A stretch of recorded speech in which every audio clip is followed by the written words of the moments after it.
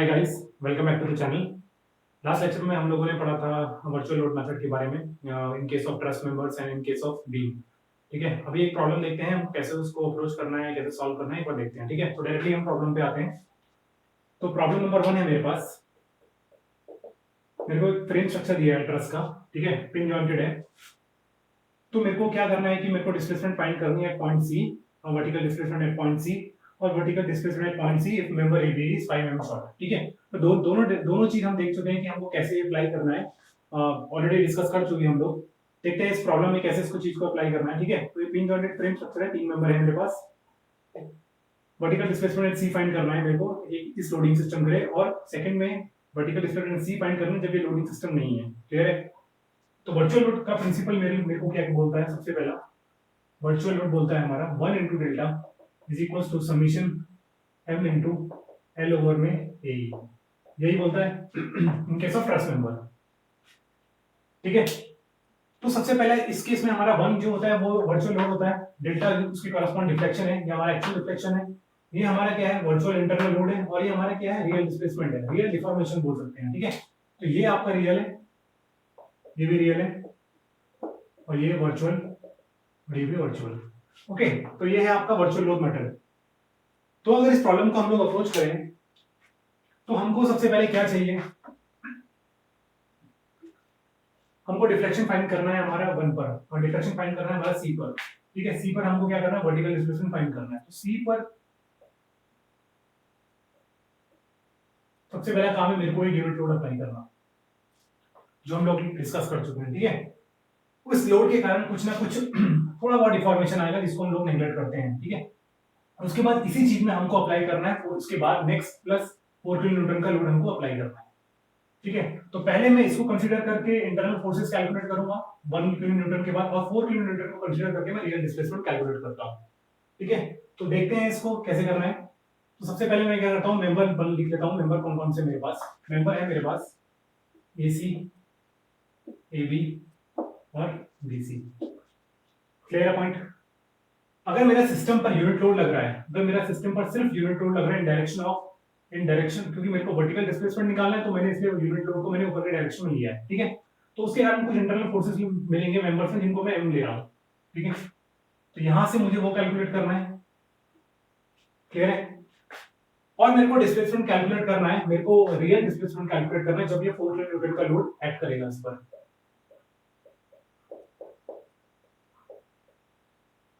Clear है point? तो मैं इसको ले लेता हूं एम एल ओवर में ए, क्योंकि ट्रस है तो इसमें ये ट्रस मेंबर है, तो इसमें जो डिस्प्लेसमेंट कैलकुलेट होगा उसी फॉर्मूले से होगा, एम एल अपॉन में ए। ठीक है, ए मेरे को दिया 400 mm स्क्वायर, और ई दिया है 2 × 10⁵ न्यूटन पर mm स्क्वायर। क्लियर है पॉइंट? उसके बाद मेरे को क्या करना है? इसका प्रोडक्ट लेना है m into M L over में ए का। ओके, और उससे मेरे को फिर डिफ्लेक्शन मिल जाएगा मेरे को। क्लियरली? तो क्लियर है? तो प्रॉब्लम है कि हमें वर्टिकल डिफ्लेक्शन है पॉइंट सी पे फाइंड करना है। क्लियर है? उस पॉइंट पर मेरे को एक वर्टिकल लोड लगाना है, सबसे पहले यूनिट लोड लगाना है। ठीक है, उसके बाद मुझको मेंबर फोर्सेस कैलकुलेट करनी है, ट्रस में यूनिट लोड की वजह से कितनी मेंबर फोर्सेस आ रही हैं, उसको मेरे को रियल डिस्प्लेसमेंट के साथ मल्टीप्लाई करना है, उसको इक्वेट करना है मेरे को एक्सटर्नल वर्चुअल वर्क के साथ। ठीक है, तो ये जो टर्म मैं कैलकुलेट कर रहा हूं ये पूरी इंटरनल वर्चुअल वर्क के लिए है। Internal virtual work. ठीक है, यही टर्म है, तो ये मुझे इस चीज के लिए मैं कैलकुलेट कर रहा हूं। ठीक है, तो भाई सबसे पहला काम है मेरे को फोर्सेस फाइंड करना। ठीक है, तो मेरे पास कुछ ऐसा फिगर है, अगर मैं देखूं इसी पॉइंट पर देखूं, ये पॉइंट सी है, ये पॉइंट ए, पॉइंट बी, यहाँ पर आपका हिंज सपोर्ट है, यहाँ पे आपका रोलर सपोर्ट है। ओके, तो सबसे पहला काम है मेरे को यहाँ पर एक यूनिट किलो न्यूटन का एक लोड लगाना, यूनिट लोड लगाना है 1 किलो न्यूटन का। क्लियर है पॉइंट? ये एंगल है मेरे पास कितना? 36.86। ये एंगल है मेरे पास 53.13 ऑलरेडी कैलकुलेट कर चुके हैं। ठीक है, तो अगर मुझको लोड कैलकुलेट करना है तो सबसे पहले मेरे को यहाँ पर अगर मैं जॉइंट ए को यहाँ पर मेरे को वर्टिकल डायरेक्शन दो मिल जाएंगे, downward direction due to symmetry. ये 0.5 किलो न्यूटन होगा, ये भी आपका 0.5 किलो न्यूटन होगा। क्लियर है पॉइंट? ठीक है, तो मैं बी जॉइंट को अगर मैं कंसीडर करूं, इस बी जॉइंट को अगर मैं कंसीडर करता हूं, तो यहाँ पर एक मेंबर मेरे पास ऐसा जा रहा है, एक मेंबर मेरे को ऊपर को मिल रहा है। क्लियर है? और एक फोर्स लग रहा है नीचे 0.5 किलो न्यूटन का। ये एंगल है मेरे पास 36.86, ठीक है। तो यहां से मैं लिख सकता हूं F of BC, F of BC is equals to F of BC sine 36.86 is equals to 0.5 kilonewton, first equation, ठीक है। मैंने वर्टिकल डायरेक्शन में इसको बैलेंस कर दिया, तो F B C sine 36.86 equal to 0.5 kilonewton, ठीक है। अगर इस चीज को कैलकुलेट करते हैं तो हमारी वैल्यू बनती है 0.5 डिवाइड बाय साइन 36.86, तो वैल्यू मिल रही है हमको 0.833 किलोन्यूटन, ठीक है। डायरेक्शन इसका कैसा होगा, डायरेक्शन जो जॉइंट से ये बाहर को जा रहा है तो डायरेक्शन टेंसाइल है, तो ये पॉजिटिव होगा, ठीक है। टेंसाइल डायरेक्शन को आपको पॉजिटिव कंसीडर करना है, कंप्रेशन को हम लोग नेगेटिव कंसीडर करेंगे, ठीक है। तो जॉइंट से अगर कोई भी रिएक्शन ऊपर को जा रहा है तो वो आपको पॉजिटिव कंसीडर होगा, वो टेंसाइल है, क्योंकि मेंबर में वो फोर्स इस डायरेक्शन में लगेगा। तो देख सकते हैं कि आप मेंबर जो है वो आपका टेंशन में है, तो जॉइंट से जो फोर्स बाहर को निकलेगा वो मेंबर में टेंशन प्रोवाइड करेगा, क्लियर है पॉइंट। तो यहाँ से हमको एफबीसी कैलकुलेट निकल चुका है। नेक्स्ट आता है हमें कैलकुलेट करना है, हमें एफएबी कैलकुलेट करना है। तो इधर मैं इसको करूँ फिर से, FAB plus FBC cos 36.86 is equals to 0, यही रहेगा क्योंकि यहाँ पे रोलर सपोर्ट है तो 0 रहेगा, ठीक है। तो यहाँ से आज मिल जाता है मुझे FAB is equals to minus of FBC cos 36.86, इसकी वैल्यू मिल जाएगी कितनी, 0.833 इंटू cos 36.86, 0.664, ये नेगेटिव है आपका। नेगेटिव बोले तो ये जॉइंट में डायरेक्शन हो रहा है, तो ये कंप्रेसिव है, क्लियर है पॉइंट। तो एफएबी मिल गया, एफबीसी मिल गया। नेक्स्ट हमको कैलकुलेट करना है क्या, नेक्स्ट हमको कैलकुलेट करना है हमारा एसी, एफसीबी। तो अगर मैं इस जॉइंट को कंसीडर करता हूं, अगर मैं इस जॉइंट को कंसीडर करता हूं तो यहाँ पर ये कुछ ऐसा लग रहा है, 1 किलो न्यूटन का लोड लग रहा है, क्लियर है। एक मेंबर फोर्स इधर से आ रहा होगा, एक मेंबर फोर्स इधर से आ रहा होगा, तो ये हो गया आपका एफ ऑफ सी ए और ये हो गया एफ ऑफ सी बी, ठीक है। तो दोनों फोर्सेस ये बराबर होंगे, वर्टिकल दोनों इसको मैं बराबर ले सकता हूं क्योंकि ये हॉरिजॉन्टल में एक दूसरे को बैलेंस कर देंगे, तो दोनों फोर्सेस आपके बराबर है। तो यहां से मैं एक इक्वेशन बना सकता हूं, 1 इज इक्वल्स टू, ये थीटा कितना है 53.13, 2fca is equals to cos 53.13, ठीक है। तो 1 डिवाइड बाय 2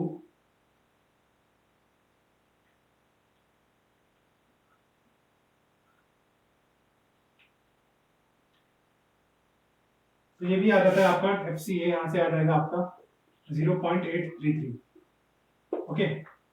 तो यहाँ से हमको तीनों फोर्स मिल चुके हैं। जो 1 किलो न्यूटन का जो मेरा लोड है जब इस सिस्टम पे ऐड करेगा तो उसकी वजह से जो मेंबर्स ऑफ फोर्सेस आएंगे वो मेरे को मिल चुके हैं। ये बेसिकली आपके हैं virtual forces, these are your virtual forces. इसकी वैल्यू कितनी आई हमारी, FBC जो हमको मिला है वो मिला है 0.833, 0.833। FAC कितना मिला है हमको, FAC भी 0.833। सिमिलरली FAB मिला है हमको कितना, FAB माइनस में है तो ये कंप्रेशन में माइनस 0.664, क्लियर पॉइंट। इन सबका यूनिट रहेगा किलो न्यूटन, ठीक है, किलो न्यूटन। तो ये सबसे पहला हमारा काम हुआ है कि जो हमने वर्टिकल लोड जो हमारा जिस डायरेक्शन में डिफ्लेक्शन कैलकुलेट करना है वहां पे हमने यूनिट लोड अप्लाई करके ये मेंबर फोर्सेस हमने कैलकुलेट कर ली है, क्लियर है। ये बेसिकली आपके हैं वर्चुअल फोर्स, क्योंकि 1 यूनिट लोड हमारा कोई एक्ट नहीं कर रहा है सिस्टम पे, ये हमने इंटेंशनली डाल लगाया है उस चीज में, ठीक है। तो ये आपके हो गए आपके वर्चुअल फोर्सेस। नेक्स्ट आते हैं हमारा क्या कहते हैं कि हमको कैलकुलेट करना है रियल डिस्प्लेसमेंट, क्लियर है। तो रियल डिस्प्लेसमेंट अगर मेरे को कैलकुलेट करना है तो मेरे को पहले कुछ इंटरनल फोर्सेस कैलकुलेट करने पड़ेंगे जिनकी वजह से आपका डिस्प्लेसमेंट आएंगे, यानी डिफॉर्मेशंस आएंगे मेंबर्स में। तो देखते हैं वो कैसे कैलकुलेट करना है।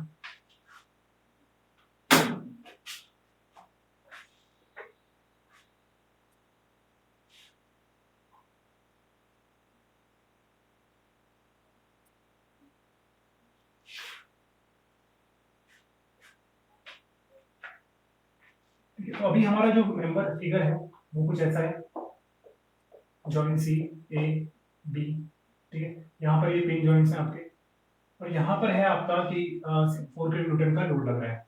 इस 4 किलो न्यूटन के लोड की वजह से ही आपको यहाँ पर रियल डिस्प्लेसमेंट, रियल डिफॉर्मेशन मिलेंगे मेंबर्स पर, ठीक है। तो सबसे ये डिस्टेंस आपको कितना 4, ये भी है 4, क्लियर है। तो सबसे पहला काम है मेरे को, सबसे पहले मैं इजीली कैलकुलेट कर लेता हूँ कि भाई मेरे को ये रिएक्शन सेक्शनल रिएक्शंस कितने कितने मिलेंगे मेरे को, ठीक है। तो मैं क्या करता हूँ कि मैं ए पॉइंट के ऊपर मोमेंट निकालता हूँ, तो मोमेंट 4 इंटू ये 3 है, 4 इंटू 3 इज इक्वल्स टू, ये हो जाएगा आपका आर बी इंटू 8। क्लियर है? वैल्यू कितनी आएगी? 4 इंटू 3 डिवाइड बाई 8, ये वैल्यू आती है आपकी, आर बी आता है आपका 1.5, R B is equals to 1.5। Clear है? नेक्स्ट हमको कैलकुलेट करना है, तो सिमिलरली अगर हमारा आर बी 1.5 है ऊपर में, तो आर ए हो जाएगा वर्टिकल, आर ए वर्टिकल नीचे की डायरेक्शन में हो जाएगा 1.5 किलोमीटर। ये भी सही है, ये ऊपर को लग रहा है, नीचे को लग रहा है। क्लियर है? तो हमको फाइंड क्या करना है अब हमको, और जो हमारा जो आर ए हॉरिजॉन्टल होगा, डायरेक्शन में हॉरिजॉन्टल होगा, आर ए हॉरिजॉन्टल, वो कितना होगा आपका 4 किलोमीटर इस डायरेक्शन में। क्लियर है पॉइंट? ठीक है, तो मैं जॉइंट ए को कंसीडर करता हूं। जॉइंट ए को अगर मैंने कंसीडर किया, यहां से मुझको एक मिल रहा है एफ ऑफ ए सी, ठीक है, एक मिल रहा है एफ ऑफ ए बी, एक वर्टिकल डाउनवर्ड फोर्स मिल रहा है मेरे को 1.5 किलोन्यूटन का। क्लियर है? और एक मिल रहा है मेरे को, क्या कहते हैं, यहाँ पर एक हॉरिजॉन्टल फोर्स मिल रहा है 4 किलोन्यूटन का। यही मिल रहा है, ऐसी कंडीशन है ना कुछ? ठीक है, तो अगर मैं देखूं इस, अगर मुझे कैलकुलेट करना, ये मेरे पास एंगल है 36.86, ठीक है, तो यहां से हो जाता है मेरे पास F of A C sine 36.86 is equals to 1.5। ये क्लियर है? वर्टिकल डायरेक्शन में अगर मैं इक्विलिब्रियम देखूं तो इसकी वैल्यू आ जाएगी कितनी, 1.5 डिवाइडेड बाय साइन 36.86, 2.50 पॉजिटिव रहेगा, ये पॉजिटिव आ रहा है। क्लियर है? पॉजिटिव मतलब टेंशन। तो एफ ए सी में कितनी फोर्स मिल रही है मेरे को, एफ ए सी में जो फोर्स मिल रही है वो मेरे को मिल रही है 2.5 किलोमीटर। ठीक है, एक यहाँ पर बना लेते हैं,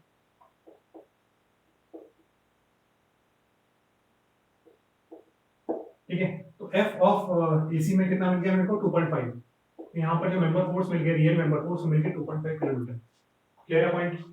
सिमिलरली अगर मैं देखूं F of A B, F of A B कितना हो जाएगा आपका, अगर मैं इसको देखूं, इसी को F of A C cos 36.86 plus F of A B is equals to 4 kilometre. इसी जॉइंट को देखूं और हॉरिजॉन्टल डायरेक्शन में अगर मैं इसका इक्विवेलेंट देखूं तो ये कितना हो जाएगा आपका 2.5 इनटू में cos 36.86, okay, minus 4 is equals to 1 point, ये हो जाएगा 2। तो एफ ऑफ ए बी जो निकल गया वो आपका निकल गया 2 किलो न्यूटन का। क्लियर है? तो एफ ऑफ ए बी जो निकला है वो आपका 2 किलो न्यूटन निकला है, वो भी आपका क्या है, पॉजिटिव। क्लियर है पॉइंट? नेक्स्ट मेरे को ये दो फोर्स मिल गए हैं, ये फोर्स मिल गया है, ये फोर्स मिल गया है, अभी मेरे को कैलकुलेट करना है वाला फोर्स कितना आ रहा है। ठीक है, तो मैं क्या करता हूँ, जॉइंट बी को कंसीडर करता हूँ, कंसीडरिंग जॉइंट बी, यहाँ पर भी एक मेंबर ऐसा जा रहा है और एक मेंबर ऐसा आ रहा है। एफ ऑफ ए बी कितना है मेरा 2 किलो न्यूटन, और एफ ऑफ बी सी है, एफ ऑफ बी सी मुझे कैलकुलेट करना है, और यहाँ पर जो मेरा लोड लग रहा है, वर्टिकल लोड लग रहा है यहाँ पर, ये लग रहा है कितना आपका 1.5 का। क्लियर है पॉइंट? ठीक है, तो अगर मैं इसको कंसीडर करूं, ये है मेरे पास एफ ऑफ बी सी 36.86, तो ये हो जाएगा मेरे पास F of B C sine 36.86 is equals to 1.5 plus 1.5 equals to 0। तो यहाँ से हो जाएगा आपका F of B C is equal to minus 1.5 sine 36.86। Okay, तो इसकी वैल्यू आती है आपकी 1.5 डिवाइड बाय साइन 36.86, 2.5, ये वैल्यू आ रही है आपकी माइनस 2.5। तो यानी बीसी में जो है मेरे को वो मिल रहा है कंप्रेशन 2.5 किलोमीटर।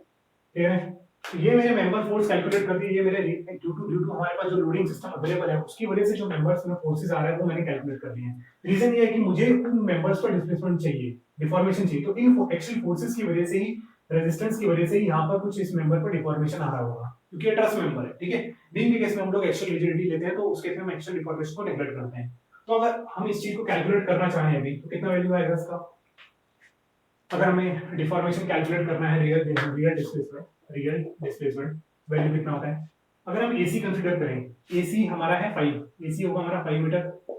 क्लियर है? तो ये कितना हो जाएगा हमारा, तो अगर हम इस चीज को कैलकुलेट करें, 2.5 है, 2.5 इंटू 5,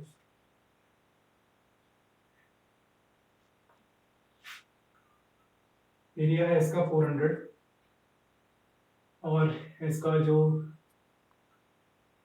ई है वो है आपका 2 to 10 की पावर 5।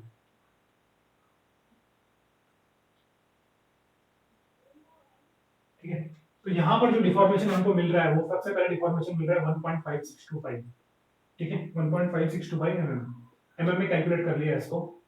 ठीक है, उसके बाद एबी पे कितना मिलेगा मेरे को, एबी पर मिलेगा मेरे को, एबी कितना है, एबी का लेंथ है मेरा 8, फोर्स कितना, फोर्स है मेरा 2 किलोन्यूटन का। ठीक है, तो 2 into 8 into 10 की पावर 6 डिवाइड में ये 400 into 2 into 10 की पावर 5। ये मिल गया मेरे को यहाँ से 0.2 mm। क्लियर है। सिमिलरली अगर मैं बीसी को देखूं तो बीसी भी मेरे पास 5 है और 2.5 किलोमीटर का लोड लगा है, तो 2.5 into 5 into 10 की power 6 divide by 400 into 2 into 10 की पावर 5। ये भी आता है आपका कुछ 0.15625। Okay, clear point. तो भाई यहाँ से मेरे को ये चीज मिल गई, क्या कहते हैं आपका रियल डिस्प्लेसमेंट, और ये रियल डिस्प्लेसमेंट है आपका, और ये क्या है आपका वर्चुअल लोड, वर्चुअल लोड है ये आपका, वर्चुअल लोड की वजह से जो आपके रेजिस्टेंस मिला है जो मेंबर में आपको, वो चीज है। ठीक है, अगर मैं इन दो को मल्टीप्लाई करूं तो मेरे को क्या मिलेगा, वर्चुअल वर्क मिलेगा। ठीक है, तो सबसे पहले अगर मैं कैलकुलेट करता हूं 0.833 into 0.15625, ये वैल्यू आती है कुछ 0.1301। ओके, इस वैल्यू को अगर मैं मल्टीप्लाई करता हूँ इसके साथ, ये मिलता है मेरे को कितना 0.6664 into 0.2, that is this is equals to minus of 0.13328। Okay, similarly अगर मैं इसको कैलकुलेट करूँ यहाँ से तो ये मिलता है मेरे को कितना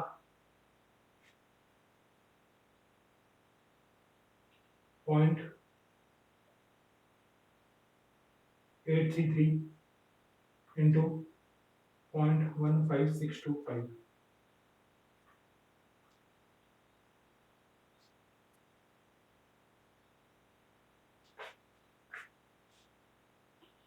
0.1301।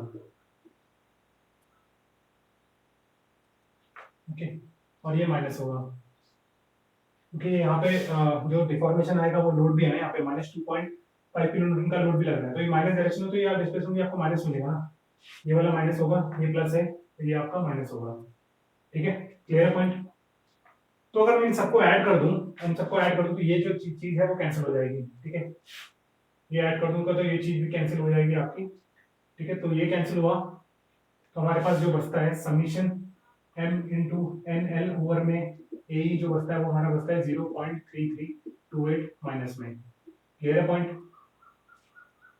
ठीक है, तो यहां से अगर मैं इस फॉर्मूले में यूज करूं 1 into delta is equals to हमारा है -0.13328, यही है किलो न्यूटन। इसकी जो यूनिट होगी वो होगी आपकी किलो न्यूटन mm में, क्योंकि बॉर्डर ने डिस्प्लेसमेंट हमें mm में कैलकुलेट किया है, ये हमारा लोड किसमें किलो न्यूटन पर मीटर है, तो इसकी यूनिट है किलो न्यूटन mm।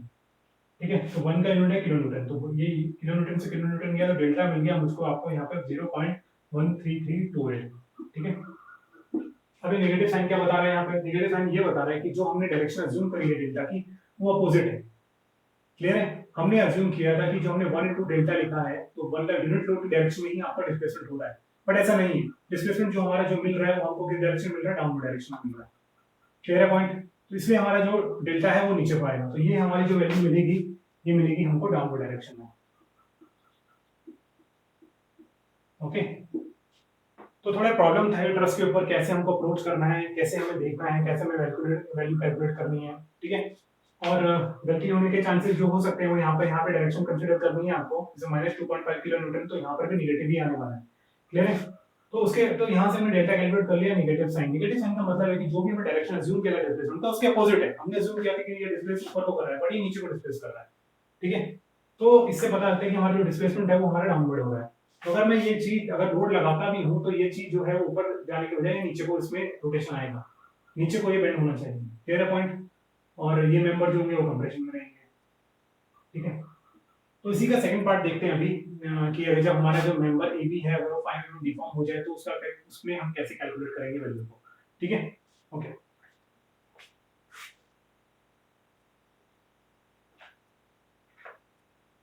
तो नेक्स्ट पार्ट है हमारा प्रॉब्लम का, जो हमें देखना है कि वो हमको कैलकुलेट करना है सेम वर्टिकल डिस्प्लेसमेंट एट सी हमें कैलकुलेट करना है जब हमारा जो ए बी मेंबर है वो अगर हमारा 5 mm शॉर्ट है, ठीक है।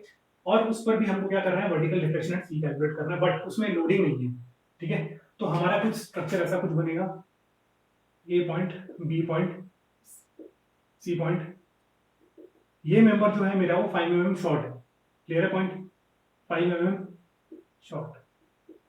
तो इसकी वजह से मेरे को क्या कहते हैं यहाँ पर, इसकी वजह से मेरे को सी पर जो वर्टिकल डिफ्लेक्शन मिलेगा वो मेरे को कितना मिलेगा, मुझे बेसिकली ये कैलकुलेट करना है, क्लियर है। तो सबसे पहले इस चीज को समझते हैं कि ये 5 mm शॉर्ट जब अगर होगा तो इसकी वजह से डिफॉर्मेशन इसमें आएगा क्यों, क्लियर है पॉइंट, एक बार वो देखते हैं। तो सबसे पहले हमारी समझने की चीज यहाँ पर ये है कि अगर मेरा मेंबर अगर mm शॉर्ट बोल रहा है, ठीक है, सबसे पहले तो कहने का मेरा मतलब है कि अगर मेरा ये स्ट्रक्चर है, ठीक है, दिस इज माय स्ट्रक्चर, ठीक है। तो अगर ये बोल रहा है कि 5 mm शॉर्ट है मेरा मेंबर, अगर ये भी मेरा 5 mm शॉर्ट है, तो मुझे क्या करना है कि एक्चुअली मेरी कंडीशन कुछ ऐसी है, अगर मेरे पास ये मेंबर शॉर्ट नहीं होता है, ये मेंबर, तो मेरा ट्रस्ट कुछ ऐसा बनता, क्लियर है पॉइंट। बट मैंने क्या किया कि मेंबर को यहाँ पर मैंने शॉर्ट कर रखा है, इस मेंबर को, ये मेंबर जो है मेरा वो शॉर्ट है। सपोज एबी का जो लेंथ यहाँ पे रिक्वायर्ड है वो कितना है आपका 8 मीटर है, but generally let us suppose उसकी जो हमने लेंथ प्रोवाइड करी है एबी वो कितनी करी है, 7.95, यही करिए, ठीक है। तो कहने का मेरा मतलब है कि यहाँ पर अगर हम देखें तो ये कुछ शॉर्ट शॉर्ट है, तो हमको इसको कुछ एक्सटेंड करना पड़ेगा, इन जॉइंट्स इसको हमको कुछ एक्सटेंड करना पड़ेगा इस मेंबर को इसमें जोड़ने के लिए। तो जैसे ही जब हम इस मेंबर को इसके साथ जोड़ेंगे तो इसमें कुछ हमको डिफॉर्मेशन डिफ्लेक्शन कुछ डिफॉर्मेशन मिल सकते हैं, ठीक है, कुछ डिफॉर्मेशन हमको मिल सकते हैं मेंबर इस सिस्टम में। बट एक बार ध्यान रखना, जब भी हमारा डिटरमिनेट सिस्टम होगा तो डिटरमिनेट सिस्टम में हमको सारे ही रिजिड बॉडी डिस्प्लेसमेंट मिलने वाले हैं, क्लियर पॉइंट। इस मेंबर को उससे जोड़ने के साथ मुझको किसी भी मेंबर में मेरे को फोर्सेस नहीं मिलने हैं, ठीक है। ये वाला टर्म मेरे को कहीं पर भी नहीं मिलेगा एमएल अपॉन में ही, क्योंकि यहाँ पर ये सब रिजिड बॉडी डिस्प्लेसमेंट होंगे डिटरमिनेट स्ट्रक्चर में, ठीक है। तो फैब्रिकेशन एरर में जब भी डिटरमिनेट स्ट्रक्चर होगा तो आपके कोई भी मेंबर फोर्सेस आपके इंट्रोड्यूस नहीं होने वाले उसके, क्लियर पॉइंट। अभी इस चीज का यूज कहां पर आता है, बेसिकली फैब्रिकेशन ऑफ एरर का, फैब्रिकेशन ऑफ ये अगर हमको कोई मेंबर हमने छोटा कट किया है, अगर हमको ट्रसेस में अगर हमको प्री स्ट्रेसिंग फोर्सेस अगर हमें लगाने हो, ठीक है, तो उसके लिए हम लोग ये मटेरियल्स को इंटेंशनली किसी को शॉर्ट करते हैं, किसी को लॉन्ग करते हैं, ओके। क्योंकि अगर हमने किसी मटेरियल को शॉर्ट कर दिया तो सपोज अगर हम उस चीज की वजह से अगर हम लोग क्या कर रहे हैं कि मेंबर्स में टेंशन क्रिएट कर दे रहे हैं, तो कोई भी लोडिंग की वजह से अगर उस मेंबर पर कंप्रेशन आ रहा है तो वो चीज को बैलेंस कर देगा, ठीक है। तो इनडिटरमिनेट स्ट्रक्चर में तो ये चीज हेल्पफुल है, helpful in indeterminate structure, but इसका डिटरमिनेट स्ट्रक्चर में कोई इफेक्ट नहीं होने वाला। बस हम देख रहे हैं कि इसको करने की वजह से हमें मेंबर्स में आपका डिफ्लेक्शन कितना होगा, मतलब मेंबर आपके जॉइंट से वो किस तरीके से डिस्प्लेस होंगे। जब ध्यान रखना यहाँ पर कोई इंटरनल स्ट्रेसेस डेवलप नहीं होने वाले इस केस में भी, और अगर डिटरमिनेट स्ट्रक्चर टेम्परेचर भी अगर मैं वेरी कराता हूं तो वहां पर भी सेम सिचुएशन होने वाली है, ठीक है। तो ये चीज आपको ध्यान रखनी है कि हमारा क्यों हमने कैसे हमको डिफ्लेक्ट, क्योंकि जैसे ही अगर ये मेंबर शॉर्ट है, अगर मैं इस मेंबर को साथ जोड़ूंगा तो सिस्टम में कुछ ना कुछ जॉइंट्स मेरे जो है वो डिस्प्लेस कर जाएंगे, क्लियर है। जैसे ये जॉइंट तो मेरा मूव नहीं कर सकता, ये मेरा जॉइंट कहीं इधर ये हॉरिजॉन्टल डायरेक्शन में जा सकता है, ये जॉइंट मेरा वर्टिकल में जा सकता है, हॉरिजॉन्टल में जा सकता है। तो ये जो भी डिस्प्लेसमेंट होगा रिजिड बॉडी डिस्प्लेसमेंट होगा, तो ध्यान रखिएगा, ठीक है। तो प्रॉब्लम पर आते हैं। तो अगर हमारे हम ये चीज देख चुके हैं कि अगर हमारे पास सिचुएशन अगर ऐसी आती है कि 5 mm शॉर्ट है, लास्ट सेक्शन हम लोग डिस्कस कर चुके हैं, तो हमारा जो फॉर्मूला होता है वो होता है कुछ हमारा ऐसा, m into delta L. Delta L जो होता है वो आपका फैब्रिकेशन एरर होता है, फैब्रिकेशन एरर इन लेंथ, ठीक है। इनडिटरमिनेट स्ट्रक्चर में ये लोग हम ये चीज हम इंटेंशनली भी करते हैं, ठीक है, कि कहीं कौन सा मेंबर हम जानबूझ के छोटा कट कर दिए, कौन सा मेंबर को हम बड़ा कट कर दिए, क्योंकि उसकी वजह से हम स्ट्रेसेस ला सकते हैं, स्ट्रेस ला सकते हैं कायदे से, ठीक है। तो अब हम देखें, अगर डेल्टा एल हमको यहाँ पे 1 into डेल्टा है equal to summation m into delta, ठीक है। तो इस फैब्रिकेशन की लेंथ की वजह से मेरे को इंटरनल फोर्सेस कहीं पर भी नहीं मिल रहे हैं, ठीक है, ना इस मेंबर पर, ना इस मेंबर पर, ना इस मेंबर पर, क्लियर है। मेरे को जो कंसीडर करना है, जो मेरा जो डिस्प्लेसमेंट होगा वो मेरा सिर्फ इसी मेंबर पर होगा, डिस्प्लेसमेंट मेरा कहने का मतलब है, अगर मेरे पास ये चीज नहीं होती, ये चीज अगर मेरे पास ए बी शॉर्ट नहीं होता, तो मेरे पास कुछ इस टाइप से ही इस टाइप का ही सिस्टम होता। अगर ए बी शॉर्ट नहीं होता, तो ए बी अगर 8 मीटर ही होता ए बी, तो कुछ भी प्रॉब्लम नहीं थी इसमें, ये कुछ भी डिस्प्लेस नहीं करता। बट मैंने ए बी को 5 mm शॉर्ट कर दिया, तो उस 5 mm की शॉर्ट की वजह से मेरे को क्या कहते हैं, यहाँ पर कुछ ना कुछ मेरे को डिफ्लेक्शन मिलेगा रोटेशन जॉइंट पर। तो जो 5 mm की वजह से जो भी इस मेंबर पर ये 5 mm शॉर्ट है, इसकी वजह से ही यहाँ पर जॉइंट पर क्या है, आपके डिस्प्लेसमेंट आ रहा है। ठीक है, तो वो डेल्टा एल जो होगा वो मेरा होगा 5 mm। क्लियर है पॉइंट? बाकी मेंबर्स में मेरा कोई कुछ है ही नहीं वहां पर, ना फैब्रिकेशन लेंथ है, ना टेम्परेचर इंक्रीज है, तो वो मेंबर पर मेरा ना तो फोर्सेस इंट्रोड्यूस हो रहे।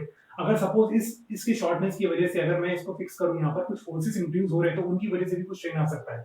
पर इंडिटरमिनेट स्ट्रक्चर है, तो यहाँ पर कुछ ऐसा होने वाला नहीं है। ठीक है, तो ये चीज है मेरे पास। तो मेंबर जो मेरा कंसीडर होगा वो सिर्फ क्या कंसीडर होगा, मेरा ए बी। तो मैं अगर देखूं 1 into delta equals to member A C को मैं लिखूं, अगर क्या कहते हैं, मेंबर ए बी पे मेरा फोर्स कितना है आपका, माइनस ऑफ 0.664, यही है, इनटू फैब्रिकेशन एरर जो है मेरे पास, फैब्रिकेशन एरर जो है वो मेरे पास कितना है आपका, वो है आपका 5 mm शॉर्ट। तो ये जब 5 mm शॉर्ट है, ये भी आपका नेगेटिव में रहेगा। ठीक है, जहां पर आपका लेंथ आपका मोर है, लेंथ इज मोर, वहां पे आपको पॉजिटिव कंसीडर करना है। शॉर्ट है अगर, वहां पर नेगेटिव। टेम्परेचर राइज है, टेम्परेचर राइज तो पॉजिटिव, और टेम्परेचर डाउन है तो टेम्परेचर डाउन, या टेम्परेचर डाउन है तो अगर वो आपका नेगेटिव कंसीडर होगा। तो ये चीज आपको ध्यान रखनी है। क्लियर है?